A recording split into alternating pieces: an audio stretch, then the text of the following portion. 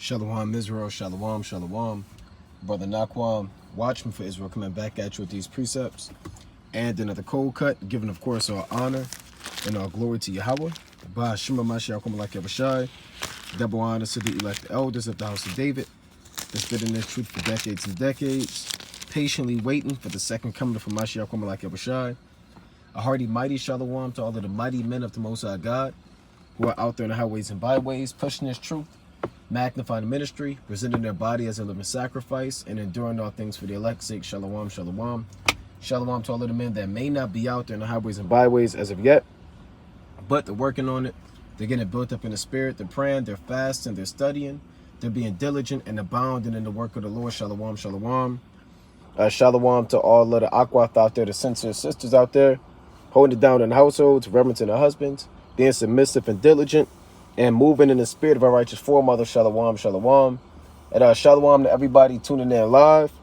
Shalom, HBK Int, Solomon McFadden, Elijah Jones, WFI St. Louis, Shalom, Akim T. Sellers, True Nation Philippines, Quadan, Yaradan, WFI Jersey, Philly, Shalom King, D-Vash Branch, Gedaliah, Kyoko Banyumyan, and everybody else tuning in that will tune in, Lord willing.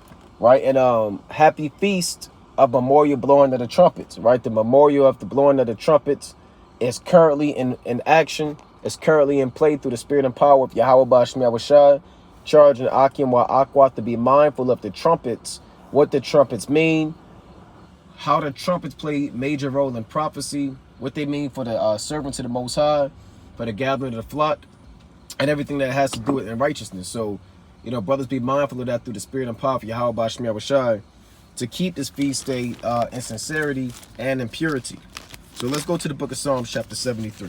All right, and the topic of this cold cut is remember this one thing. Right?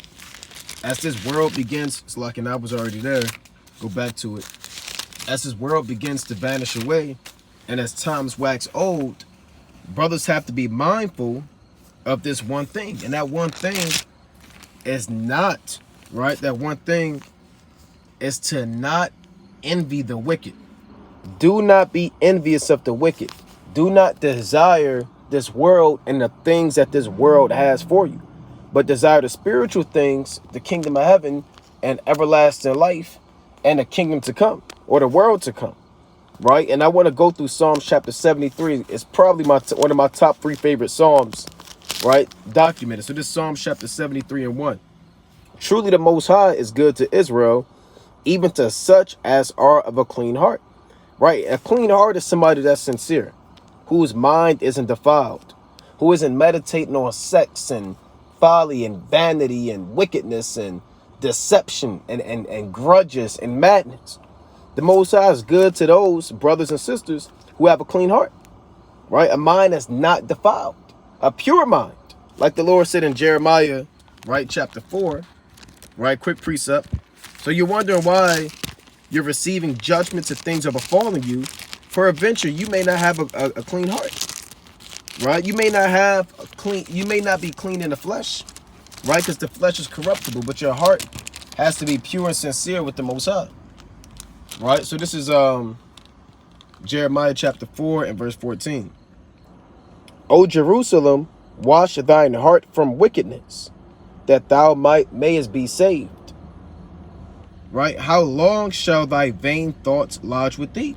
So if you have vain thoughts lodging with you, right? A vain thought is a thought that means nothing for the kingdom of heaven, right? That's what a vain thought is. A vain thought is you thinking about being a millionaire.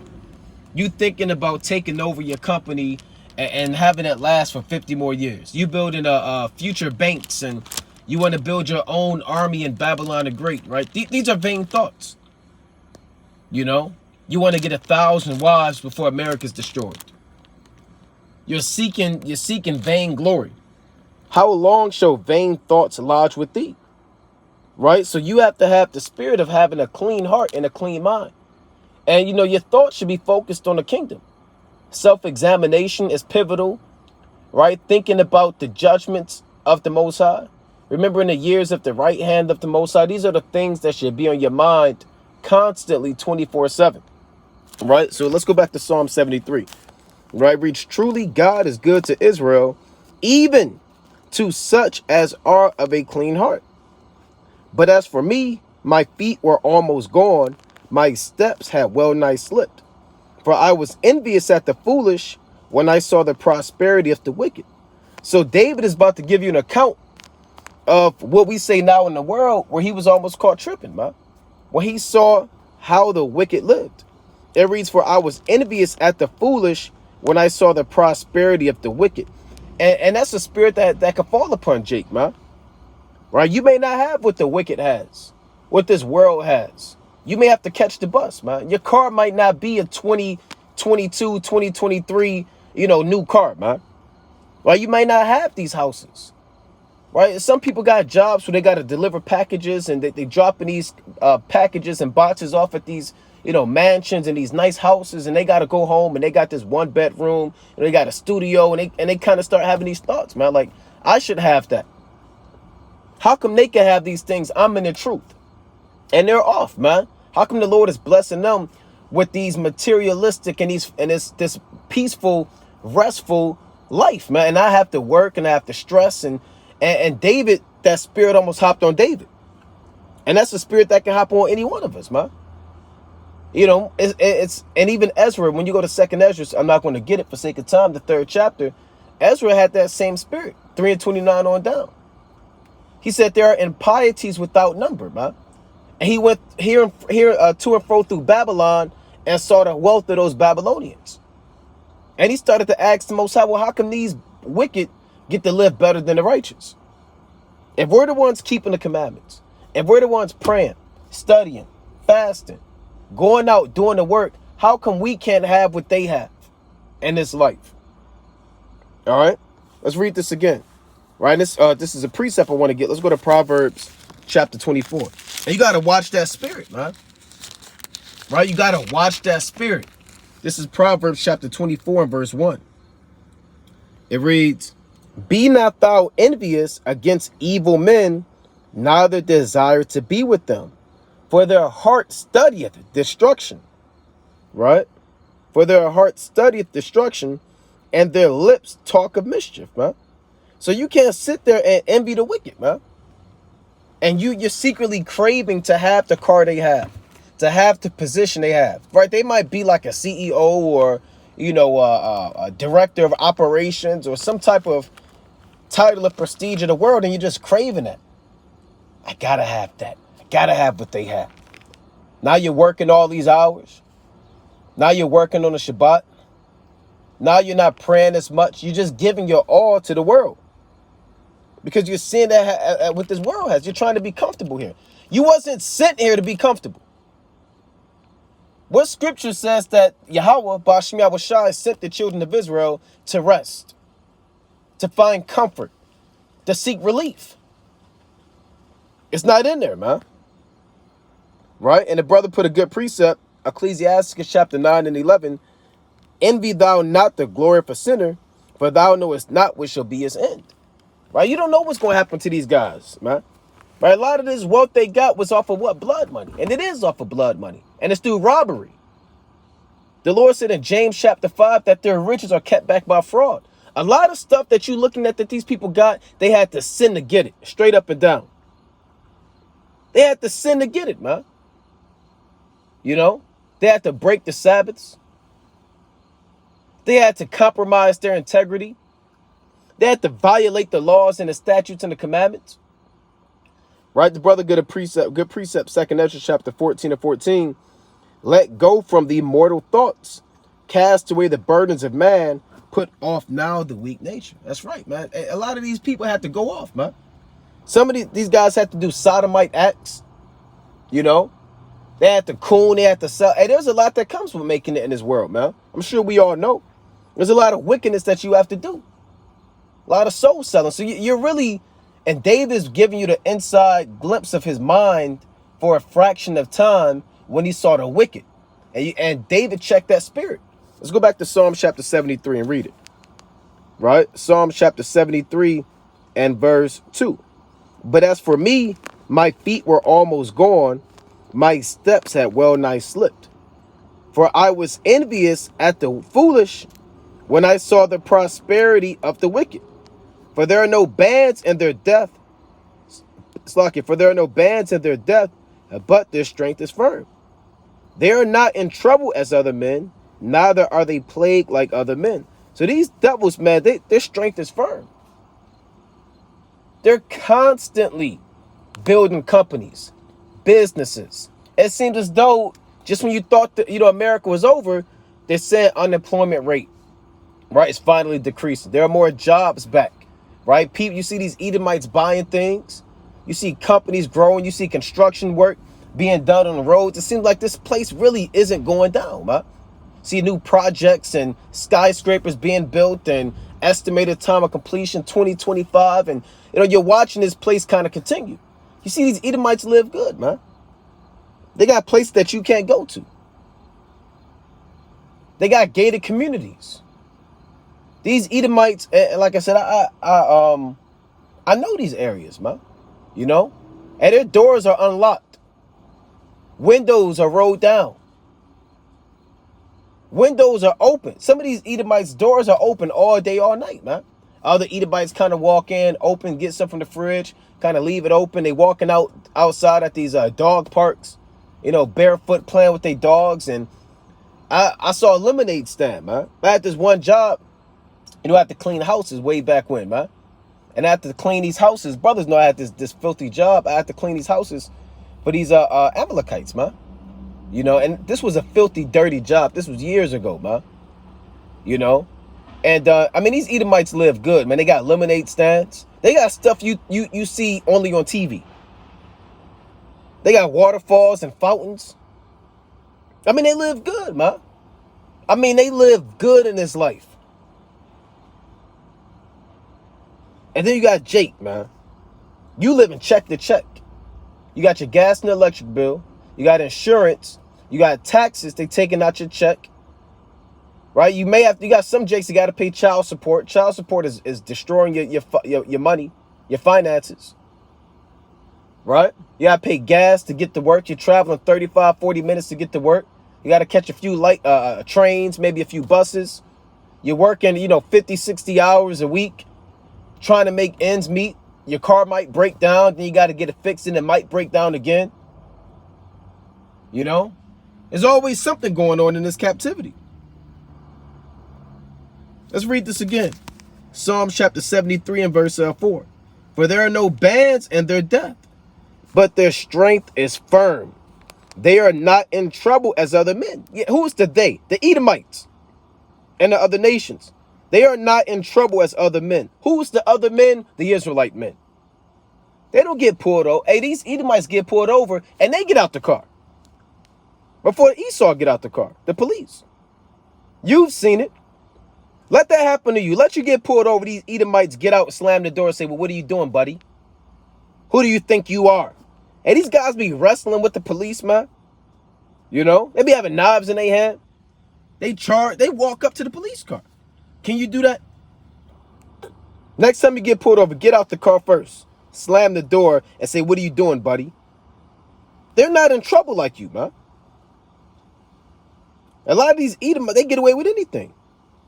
Fraud. They got Ponzi schemes. They deal with all types of damn fraudulent activity. They don't get arrested like you. They don't get pulled over like you. At these interviews, man, don't you know what's going on? You're struggling to get a job. These Edomites go into these interviews and they're not talking about, well, why do you want this job? They're not grilling them. They're talking about the Red Sox and the Yankees. They're not you don't go through what they go through in the interview process. If you think that you are, then you're sadly mistaken. They're walking in these jobs and they're talking about the Yankees and they're telling them when he can start and how much he's going to make. I've seen it. You walk in, you can barely get in the door, man. They're calling the police on you. You got to fill out this clipboard. You got to wait in the boardroom. You don't go through what they go through. They are not in trouble as other men. And if you're not strong in the faith, It might put a spirit on you to try to be like these men. See that? Thamara Israel said that just seen a video with Becky kicking a police officer at a wedding. Yeah, they'll fight these police officers, kick them, they wrestling with them, or getting pulled over. They get tased, you get shot. You know? Every Edomite is always getting tased. Every Jake, oh, I forgot, I didn't have my taser on me. I was scared, my life was threatened. You know? So let's read on. It reads, verse 6, Psalm 73 and 6. Therefore pride compasseth them about as a chain. Violence covereth them as a garment. So since they don't deal with what you deal with, they start getting proud. And they deal with in evil ways. They're committing, hey, these Edomites are wicked, man. They're committing adultery. They got swinger parties. Wife swapping. You know, these rich elite Edomites, they all get drunk, man, and they do ecstasy. And they go to these little places, everybody put your keys in the bowl. Okay, Tom and Nancy, today you're with Brock and you're with Susie. Jake, you can't even find your car keys, man. Because they're on top of, they're underneath all of your bills. Hey, these Edomites aren't the chomos, they're child molesters. They watch CP, that they're into lust and vanity. They're not, and you don't go through what they go through, and they think they're getting away with it. Therefore, pride compasseth them about as a chain. Violence covereth them as a garment. Their eyes stand out with fatness. They have more than heart could wish. Yeah, they have more than they could wish, man. I mean, Edomites got 3 cars. Two car garages. And they don't even need it. 6 bedrooms. 1 bedroom is a damn office. They got 2 bedrooms. That's just my office area. Do you have an office, a room for your office? Oh, that's just my gym. I turned my basement into my gym. Oh, that's my movie theater room. Jake, you don't have a movie theater room. They have more than heart could wish. You know? They got multiple bank accounts, man. Jake, all you got is your savings. I mean, your checkings. Direct deposit. You know, they got 401ks. They got pension plans. They got trust funds. They got all of these things, man. And Jake, you're just sitting up there trying to rub 2 pennies together. Let's go to the book of James real quick. Chapter 5. Right? James, and that's why Jake had put a spirit on a lot of brothers and even sisters. They start trimming their ways to try to be like these Edomites. Right? This is James. Right? James chapter 5 and verse 1. Go to now, ye rich men, weep and howl for your miseries that shall come upon you. Your riches are corrupted, your garments are moth-eaten. So the Most High got a judgment on the rich men. See, these rich men that James is speaking about, it's not LeBron James. It's not talking about Oprah. It's not talking about, Kanye West. These rich men are the elites. Your Rothschilds, your Rockefellers, your DuPonts, right? Your Warburg. These are these rich elite families. The Lord said your riches are corrupted and your garments are moth-eaten. Your gold and silver is cankered, and the rust of them shall be a witness against you, and shall eat your flesh as it were fire. Ye have heaped treasure together for the last days. Where's the so-called black, Hispanic, and Native American man's treasure? You don't have any treasure. But Esau has heaped up treasure for the last days. And it's going to be a witness. Remember, the Most High said, Yahweh Bashem Yahushua said, out of the mouth of 2 or 3 witnesses shall the matter be established. 1 witness shall not rise up against any for any iniquity, paraphrasing. At the mouth of 2 or 3 witnesses, the matter shall be established. So when the Most High brings the judgment upon Babylon the Great and the rich men, one of the witnesses to testify against him is going to be the gold and the silver. Not that they can speak and testify verbally, but due to them being in possession of this place, it's going to be enough for them to witness. Say, hey, look, the gold and the silver here was stolen. It was robbed. It was pillaged. It was taken. So it's going to be a witness. Right? This from Ahaziah, Ecclesiastes 29 and 11. Lay up thy treasure, right? And it's another good one. Lay up thy treasure according to the commandment of the Most High, and it shall bring thee more profit than gold. You see that? See that right there? It shall bring thee more profit than gold. Let's go back to this. All right, please, Psalms chapter 73. Okay, this is Psalms chapter 73 and verse, let's start at 7. Their eyes stand out with fatness. And when it says their eyes stand out with fatness, meaning they always looking to buy. They're buying land. They're buying property, right? They're buying ships. They're buying cars. And they get whatever they want, man. Verse 8. They are corrupt and speak wickedly concerning oppression. They speak loftily. And they do speak wickedly concerning oppression. Whenever you talk about oppression, they get real wicked. They say, well, just forget about it. That was so long ago. Let bygones be bygones. Right? You're holding a grudge. Esau's telling Jake that Jake is holding a grudge. Yeah, we are holding a grudge against you, man. You know? We can't hold a grudge against our fellow brother, but hey, and we remember you Edomites, man. So they speak wickedly concerning oppression. Don't you know everybody on the earth has received reparations? Not that we're looking for it, but whenever Jake speaks about it, oh, well, we don't got it. We don't got it right now. Right? But Ukraine, you know, you can get your $3 billion. China got reparations. Amalek got reparations. The Germans got so-called reparations. The Hawaiians got so-called reparations. Everybody get it, but you Negroes, man. And some of you other tribes. Whenever there's a murder, they saying blue lives matter now. Well, that's speaking wickedly concerning oppression. Blue lives matter. All lives matter. Get over it. He was a nigga. He deserved to die. Hey, I seen this video this morning. This was an Elamite, right? This Edomite ran over this Elamite and said, yeah, whatever, we'll just write her a check. We'll write their family a check.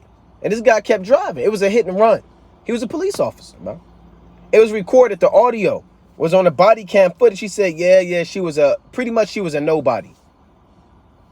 And he pretty much ran this person over. You know, and said, yeah, we'll just get a family, you know, an $11,000 check. And that's going to be enough. Well, that's off. Nobody speaks more wickedly about oppression than Esau. Let's read on. Verse 9. They set their mouth against the heavens, and their tongue walketh through the earth. Yeah, they speak against the Most High. Right? Hey, Esau had this, I think it was a documentary called God is Dead. That's what he said. Is God dead? That's off. They say the Most High is an Edomite. Yahweh Shah looks like a so-called white man. The angels, they have given decrees during the period of the Renaissance, which we know now is iconoclasm, to break all of the images of the saints and the angels and the Most High Yahweh Shah that resembles their true physical characteristics, and have given decrees pursuing the first Maccabees 3 and 48, Wisdom of Solomon chapter 14, 12 through 15, Wisdom of Solomon chapter 15 and 4, and many like precepts to give a decree to say, hey, look, we're going to whitewash all of these images and speak wickedly about the Most High. Right? So therefore, it reads, they set their mouth against the heavens. They said they could defeat Yahweh Shai. You know? Now they're coming up with videos saying, yeah, we took down the chariots. They're setting your mouth against the heavens. Yeah, we found a few beings. You know, we kind of locked up 2 people that came out the chariots. as if the angels crashed and Esau confiscated their goods. Yo, these devils, man, they're extremely blasphemous. Extremely blasphemous. Verse 11, right? Psalm chapter 73 and verse 11. Actually 10. Therefore his people return thither, and waters of a full cup are wrung out to them. And they say, Slakia, and they say, how doth the Most High know? And it's their knowledge in the Most High. So they think the Most High is not paying attention. Well, the Lord said in Proverbs chapter 15 and 3, that the eyes of the Lord are in every place, beholding the evil and the good. Right? Sirach 23 and 19. Right? On down, such a man only feareth the eyes of man, and knoweth not that the eyes of the Lord are 10,000 times brighter than the sun, beholding all the ways of men and considering the most secret parts. Right? So they speak wickedly concerning oppression, and they think the Most High is not paying attention.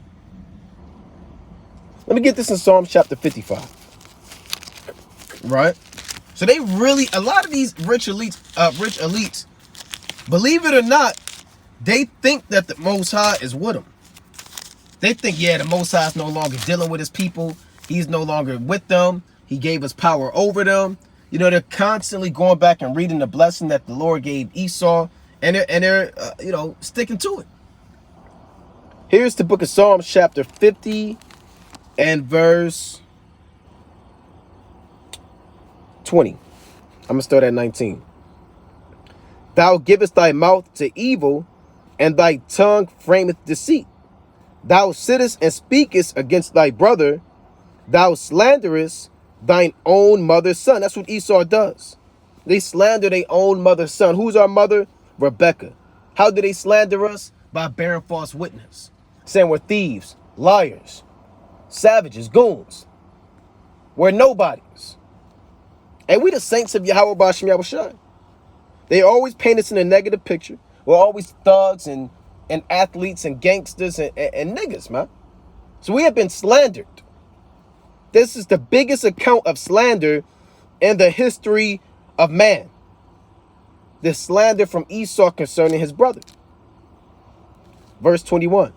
These things hast thou done, and I kept silence. Thou thoughtest that I was altogether such an one as thyself. But I will reprove thee and set them in order before thine eyes. So the Most High said, hey, look, you've been doing this wickedness, and I ain't say nothing. See, the Most High don't react the way, you know, man does all the time. The Most High, he'll hold his peace. He's long-suffering, but he will in no wise let thee go. All of the talk that Esau's been doing, the Most High said, look, these things you've done, and I ain't say much. It got to the point where the Lord said, I'm going to read this again. Thou thoughtest that I was altogether such an one as thyself. So it got to the point where the Most High said that you thought I was like you. You thought I was into what you're into. All of the killing and the murder and the rape and the robbery and the plunder and the pillaging. You thought I was just like you. That's what he's saying. But I will reprove thee and set them in order before thine eyes. And the Most High is setting us in order. Congregations and churches and leadership and structure were being set in order by the Most High. Right? So Esau, they think that they are going to get away with all of the evil that they have done. Right? Psalm chapter 73. Slakia. And verse, let's start at 11. And they say, how doth the Most High know? And it's their knowledge in the Most High. Behold, these are the ungodly who prosper in the world. They increase in riches. So now we know who we're talking about. Who's the ungodly? Esau. Now you got people saying, well, that's Jake too. You got wicked Jake. Well, you do have wicked Jake. Then they say, well, how do you know this is talking about Esau? It don't say Esau in there. It don't say Edom. You're adding to the word. Show me Edom in Psalm 73. Show me white man. Well, it's not going to say white man. I'm going to tell you straight up and down. It's not going to say Edom all the time. It's not going to say Esau all the time, man. Or Idumea. Hey, guess what? This thing got to be in you. You got to kind of know this in the spirit. You have to have discernment. Who could this be talking about? See, that's why these people of the world, they don't have or they have a hard time understanding the Bible, man. Because it's not for them. This is written in code for us. We're the ones that's going to read this and say, oh yeah, I know who the hell this is. I know exactly who the Most High is talking about. This is for the oppressed, for the poor. The Bible is not for the rich. When I say the rich, I'm speaking about the people who prosper in this world. Right? This is for us. The men and the women of Yahweh Bashem Yahushua. Right? Psalms chapter 73 and 12 again. Behold, these are the ungodly who prosper in the world. They increase in riches. Verily, I have cleansed my heart in vain and washed my hands in innocency. So David thought, hey, look, well, what is this truth really about then? Right? If I'm going to wash my hands in innocency, if I'm going to repent, if I'm going to keep the commandments, if I'm going to be diligent, what's the point? Right? What's the point, man? I don't get nothing out of it. The wicked are still prospering. They're still strong in faith and being firm. It don't seem like they're going down. What's the point of really being in this truth? I thought being in this truth, this is the mentality that David is speaking of, right? I thought being in this truth was, about instant rewards. I thought it was about finally receiving blessings and the Most High dealing with me and being blessed and being on top. What's the point of me washing my hands? Right? What's the point of me trying to be innocent, man? If I'm going to continually be at the bottom of society. It reads, for all the day long have I been plagued and chastened every morning. If I say, I will speak thus, behold, I should offend against the generation of thy children. When I thought to know this, it was too painful for me. And that's how we feel in this truth. I know a lot of brothers and even sisters that feel exactly what David is saying in Psalm 73, verse 15 and 16. He said, if I say I will speak thus, behold, I should offend against the generation of thy children. When I thought to know this, it was too painful for me. Right, so, sometimes you don't even want to say anything, man. It's like damned if you do, damned if you don't. You're stuck in a society where, the wicked are prospering. Things aren't going your way.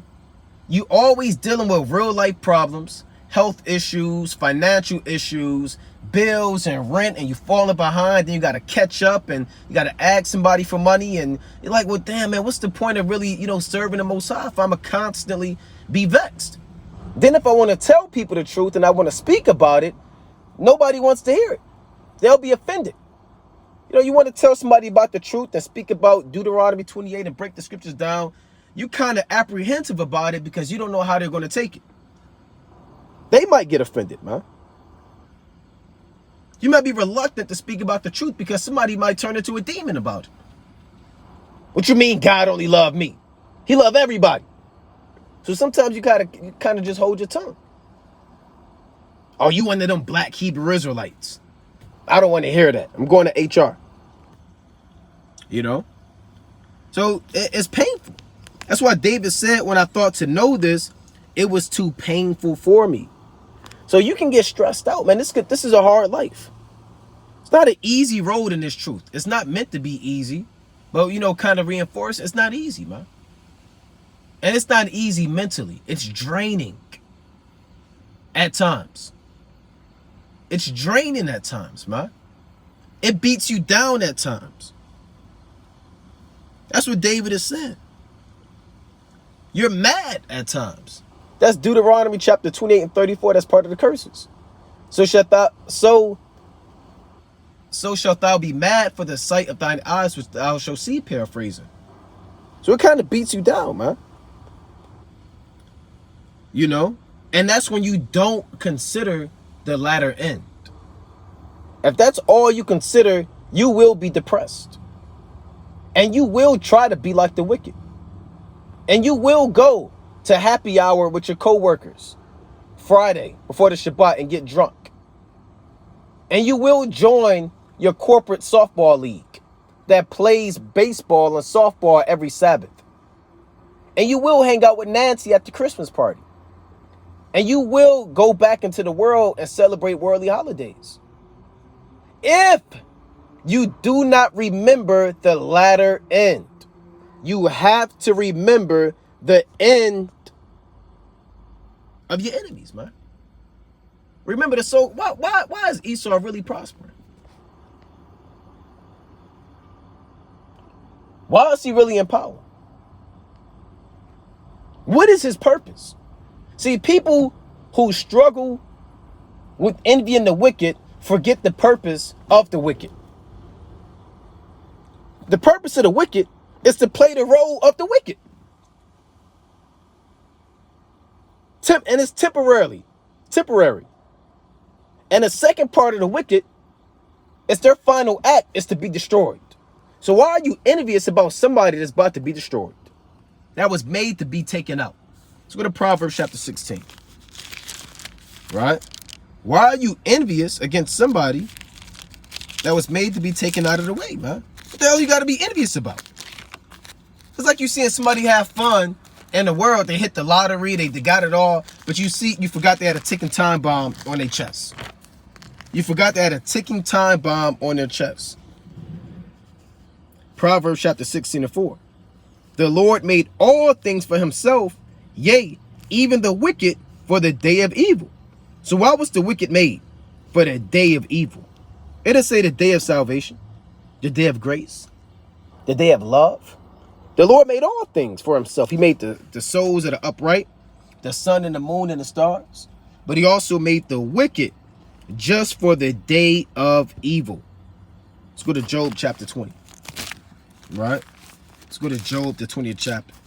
Even the wicked for the day of evil. And you have to remember these things, man. You have to remember these things. Job chapter 20 and 29. This is the portion of a wicked man from the Most High, and the heritage appointed unto him by the Most High. So the Most High appointed his heritage unto him. Meaning the Most High gave him the script and said, you're going to follow the script to the T. You're going to be the wicked. You're going to be the ungodly.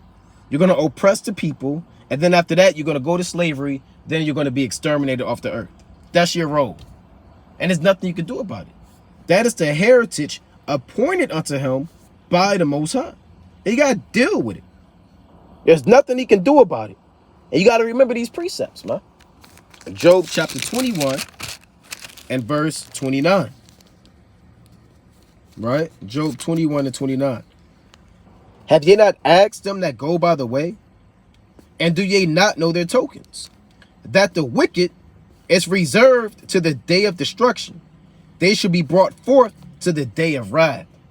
So the Lord said, have you not asked them that go by the way? Actually, I'm going to start at 28. For ye say, where is the house of the prince? And where are the dwelling places of the wicked? Because somebody might ask that, well, where's the wicked at? Is there anybody truly wicked on the earth? Where do they dwell at? What do they do? What's their purpose? You might ask that.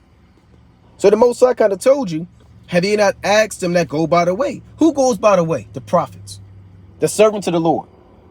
They go by the way. The Lord said, what you didn't ask them that go by the way?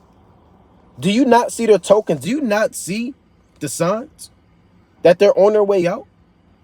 That the wicked is reserved to the day of destruction. They shall be brought forth to the day of wrath. So that's why they're here, man. They got a reservation with destruction. Us, on the other hand, we have a reservation for salvation. Right? It's two reservations. One for destruction and the latter for salvation.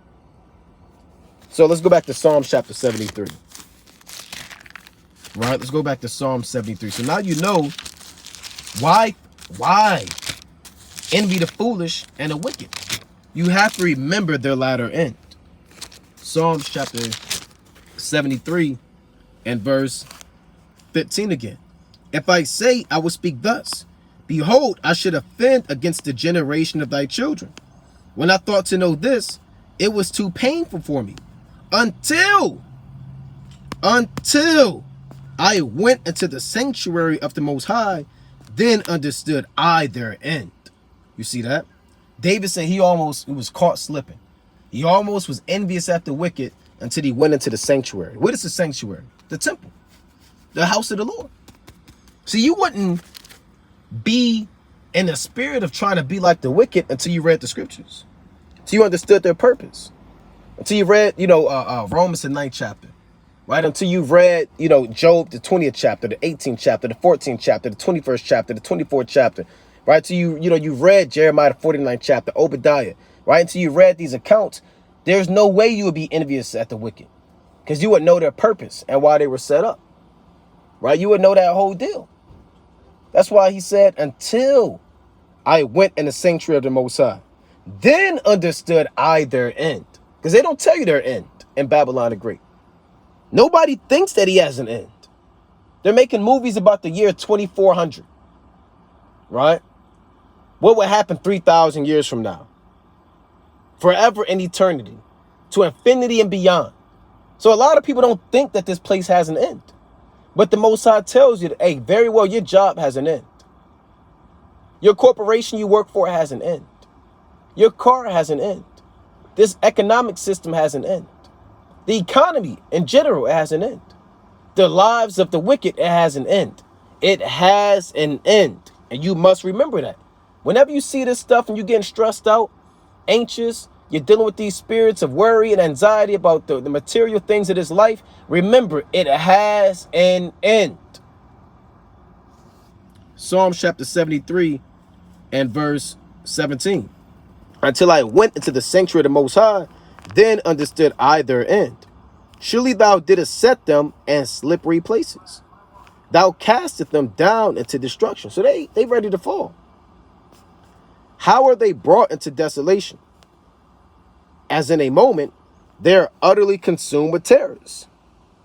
As a dream when thou awakest, O Lord, when thou awakest, thou shalt despise their image. So when the Lord awake, he's going to despise the image of Babylon the Great. And their image is not really a physical picture that hangs at a museum wall. The image is what this system stands for. Sin and iniquity and madness and folly. That is the end. Right? It reads, thus was I pricked. It's like it, thus my heart was grieved, and I was pricked in my reins. So foolish was I, and ignorant, I was as a beast before thee. So David said, damn, I can't believe I was almost going back in the world. Can't believe I was this close, man. I should have remembered the wicked. A lot of jakes you sell your soul, then you regret it. Oh, I shouldn't have did that. A lot of jakes you bend over and you coon out and you deny your integrity, then you want to try to double back. You're supposed to be mindful of these things beforehand, man. Right? You're supposed to be mindful of this world and how it operates and the judgments thereof beforehand. David said, I almost slipped, but I remembered the wicked and their judgment. Some brothers slip on purpose and they forget about the wicked. Two different things, man. Or they ignore the wicked. I'll put it like that. Nevertheless, I am, Psalm 73 and 23. Nevertheless, I am continually with thee. Thou wast holding me by my right hand. Thou shalt guide me with thy counsel, and afterward receive me to glory. Whom have I in heaven but thee? There is none upon the earth that I desire beside thee. And yeah, who do we have but the Most High? Right? Your therapist does not have your back. You can't give your heart and strength over to your woman. What are you going to confide in your children? Are you going to trust in man? Put not trust in man. Cease ye from man, whose breath is in his nostrils, for whereunto is he to be accounted of? So in Isaiah chapter 2 and 20 on down. I mean, who do you really have at the end of the day but Yahweh Ba'ashem Yahushua? When it's all said and done, man. Oh, no, I got my money. I'll be all right. Well, your money's going to burn. Okay, well, I got my car. I can travel. All right, well, the Most High destroy that car, man. Okay, well, I got my house, and well, the Lord have that hurricane, tornado, a damn house fire, destroy everything in there. You don't have nobody but the Most High. That's what David is saying. In a time of adversity and stress, and a time of remembering the wicked and the judgments and the mercy, you have to remember that all we have is Yahweh Ba'ashem Yahushua. Now, the Most High may put brothers around you, a family around you, you know. But on a deeper level, they could be corruptible, or they are corruptible. The Most High is incorruptible. They are immortal. I mean, mortal, but the Most High is immortal. Flesh and blood is temporary in the land of the living, but Yahweh, Blasphemy, is eternal. Psalm chapter 73 again, and verse 20. Let's see, 25. Whom have I in heaven but thee? And there is none upon earth that I desire beside thee. My flesh and my heart faileth, but the Most High is the strength of my heart and my portion forever. For lo, they that are far from thee shall perish. Thou hast destroyed all them that go a-whoring from thee. But it is good for me to draw near to the Most High. I have put my trust in the Lord God, that I may declare all thy works. So David said, it is good for me to draw near to the Most High. And you have to draw near to the Most High. That's by prayer. Having a clean heart, a sincere spirit, fighting temptation, avoiding sin, calling upon his name, right? This is how you draw near unto the Lord, by cleaning your hands and your heart. When it's all said and done, it is good for the Israelite man to draw near to the Most High, not draw near to the world, not draw near to sex, illicit sex, fornication, lust, pornography, masturbation, riches and wealth, sin, Sabbath breaking, idolatry, whoremongering, folly, vanity, evil, corrupt communication, grudges, insincerity, guile, deceit, madness, debate, folly, and the wicked hearts of men. It is not meet to draw near unto those things, but it is meet in these last days, and then every day to draw near to the Most High. I put my trust in the Yahweh, Blasphemy, that I may declare all thy works. So with that, I'm going to close up, giving, of course, all honor and glory to Yahweh, Blasphemy, Most High willing you were edified. Kwam Yashalom. Shalom.